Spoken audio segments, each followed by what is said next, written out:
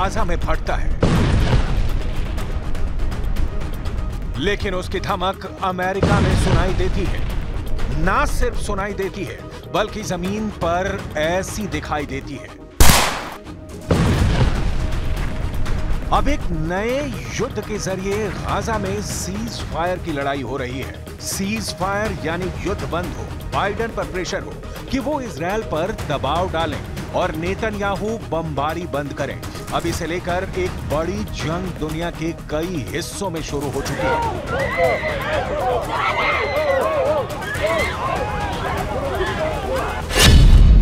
कहा जा रहा है कि गाजा का युद्ध अमेरिका में पहुंच चुका है। गाजा को बचाने के लिए अमेरिका में जंग शुरू हो चुकी है।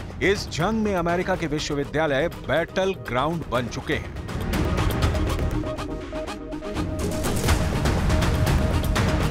अमेरिका के कई शहरों में अलग अलग विश्वविद्यालयों के सैकड़ों स्टूडेंट गिरफ्तार हो चुके हैं। हथकड़ियां लगाकर सबको हिरासत में लिया जा रहा है। सड़कों और चौराहों पर प्रदर्शन हो रहे हैं।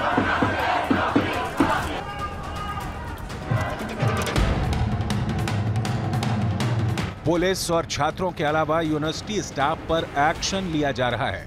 ये अटलांटा है और यहाँ पर छात्रों पर पुलिस की कार्रवाई की तस्वीरें विचलित भी कर सकती हैं। हंगामा और बवाल बहुत ज्यादा है। इनकी डिमांड है कि गाजा युद्ध रुके, पश्चिम एशिया में लगी आग बुझ जाए।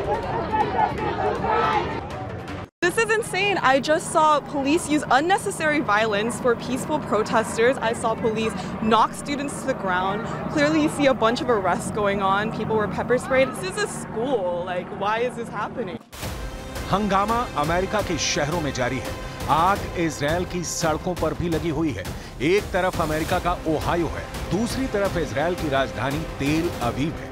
दोनों तरफ तनाव फैला है, दोनों तरफ फसाद जारी है, दोनों तरफ भीड़ अपने देश के पुलिस के साथ जूझ रही है।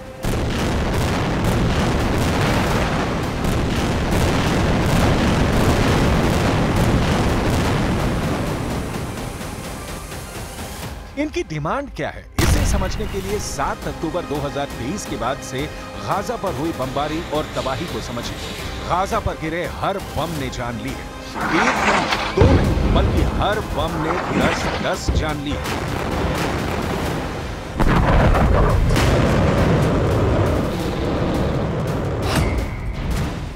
तो हमास के कब्जे में फंसे इजरायली नागरिकों के वीडियो ने बेचैनी फैला दी है।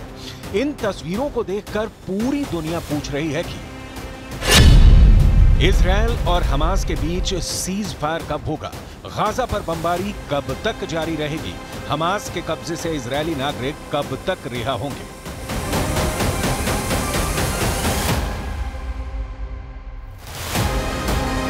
अमेरिका में यूनिवर्सिटी के स्टूडेंट ये युद्ध लड़ रहे हैं और पुलिस उन्हें रोकने के लिए केमिकल स्प्रे कर रही है। कुछ पर टेजर गन चलाई जा रही है, यानी करंट वाली पिस्तौल। लेकिन अमेरिका में बाइडेन के खिलाफ यह विरोध रुकने का नाम नहीं ले रहा। अमेरिका के बॉस्टन में नॉर्थहैम्पटन यूनिवर्सिटी के छात्रों ने कैंप लगाकर गाजा के समर्थन में प्रदर्शन किया तो करीब 100 लोग हिरासत में लिए गए। इनमें ज्यादातर छात्र और छात्राएं ही हैं।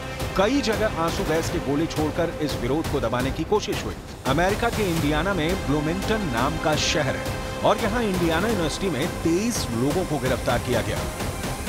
एरिज़ोना स्टेट यूनिवर्सिटी में करीब 70 लोग गिरफ्तार किए गए क्योंकि यहाँ भी तंबू लगाकर गाजा में सीज फायर की मांग की गई। फिलिस्तीन के समर्थन के साथ यहाँ इजरायल के बंधकों की भी बात हो रही है और उनकी रिहाई के लिए भी अमेरिका पर दबाव डाला जा रहा है। When we see what's happening in the United States and now in Australia, we keep going and we hope that it'll take off in France too, because universities really have a role to play in what's happening in Palestine and the genocide which is underway. सबसे बड़ी बात यह है कि पूरी आजादी के साथ अपनी आवाज उठाने के लिए जिस अमेरिका के लोकतंत्र की तारीफ की जाती है, वहां यूनिवर्सिटी के स्टूडेंट्स पर लाठी डंडे और आंसू गैस सब कुछ छोड़े जा रहे हैं। उनको गिरफ्तार किया जा रहा है। पिछले 10 दिनों में अमेरिका की Yale university, university of southern California, Vanderbilt university और यूनिवर्सिटी ऑफ मिनेसोटा में काफी हंगामा हुआ है। इन विश्वविद्यालयों की इमारतों को प्रदर्शनकारियों ने घेर लिया। इस वजह से कई प्रोग्राम कैंसिल करने पड़े, पुलिस बुलाई गई और फिर अमेरिका को बदनाम करने वाली तस्वीरें पूरी दुनिया में छा गई।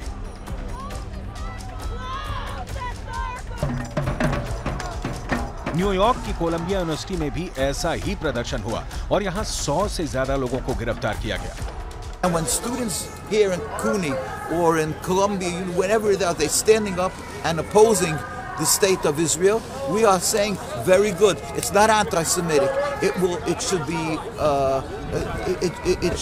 should be accepted in the world that when you are doing a crime to the people of Gaza, that it is unjust and their voices should be accepted, not they should be vilified and accused of anti-Semitism.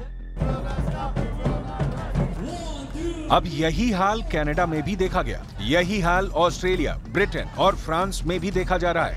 ये वो देश हैं जिन्होंने Gaza में non stop बमबारी को लेकर Israel का समर्थन किया है, यानी बम रफा कैंप में गिर रहा है और गुस्से के शोले पश्चिमी देशों में भड़के हुए हैं।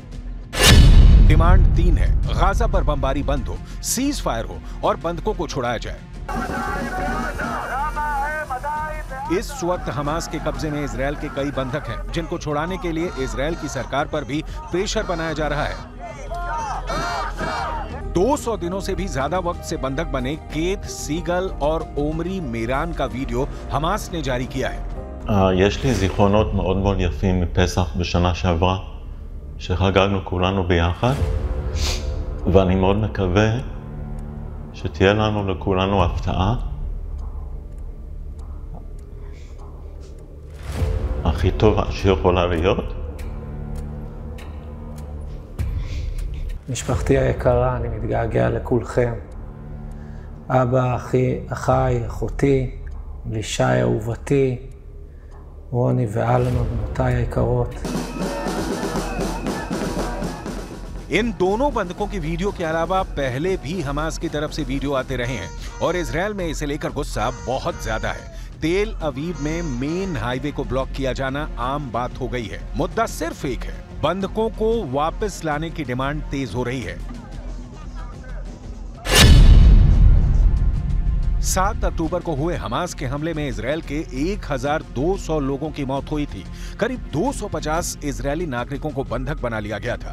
इसके जवाब में इजरायल ने गाजा पर लगातार बमबारी की, जिसमें करीब 35,000 लोगों की मौत हो चुकी है, जिसमें महिलाओं और बच्चों की तादाद ज्यादा है। हजारों लाशें अब भी मलबे में दबी हुई हैं। सवाल है कि गाजा में बचे आखिरी इलाके रफा पर लगातार बमबारी के बीच इजरायल अब क्या चाहता है? אם תהיה עסקה, אנחנו נעשה פעולה, חד וחלק.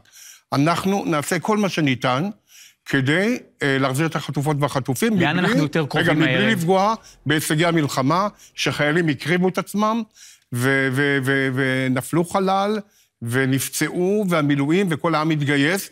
כלומר, כל מה שאפשר. गाजा के रफा से आया ये वीडियो देखिए। गाजा का ये रिफ्यूजी कैंप एक बड़ा मैसेज दे रहा है। मौत और खून खराबे के बीच यहाँ बच्चों का कोई खेल चल रहा है। जिस गाजा की आबादी करीब 20 लाख थी, वहाँ 85% लोगों का घर तबाह हो चुका है।